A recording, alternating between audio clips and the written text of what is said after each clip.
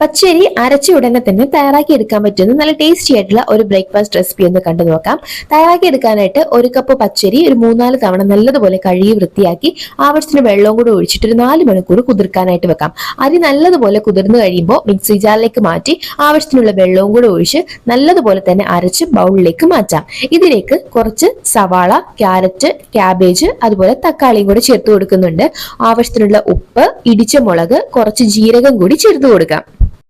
ദോശ മാവിനെ കഴിഞ്ഞും അല്പം കൂടി ഒന്ന് ലൂസ് ആയിട്ടുള്ള പരുവത്തിൽ വേണം നമ്മൾ ഈ ഒരു മാവ് ഒന്ന് റെഡിയാക്കി എടുക്കാനായിട്ട്. ഇനി പാനിലേക്ക് 1.5 ടേബിൾ സ്പൂൺ അളവിൽ വെളിച്ചെണ്ണ ഒഴിച്ച് ഇഞ്ചി, പച്ചമുളക്, കറിവേപ്പില ചേർത്ത് നല്ലതുപോലെ ഒന്ന് മൂപ്പിച്ച് മാവിലേക്ക് ഒഴിച്ച് നല്ലതുപോലെ എല്ലാം ഒന്ന് മിക്സ് ആക്കിയിട്ട് എടുക്കാം. പാനിൽ അല്പം ഓയിലൊന്ന് സ്പ്രെഡ് ചെയ്ത് കൊടുത്തതിന് ശേഷം 1 അല്ലെങ്കിൽ 2 തവ അളവിൽ മാവ് ഒഴിച്ചു കൊടുക്കാം. അല്പം ഓയിലും കൂടി ഒന്ന് മുകളിലായി സ്പ്രെഡ് ചെയ്ത് കൊടുത്ത് തിരിച്ചു മറിച്ചു വിട്ട് നല്ലതുപോലെ ഒന്ന് മൊരിയിച്ചെടുത്തു കഴിഞ്ഞാൽ നല്ല ടേസ്റ്റി ആയിട്ടുള്ള നമ്മുടെ ബ്രേക്ക്ഫാസ്റ്റ് റെഡി. അപ്പോൾ മറക്കാതെ തയ്യാറാക്കി നോക്കുക.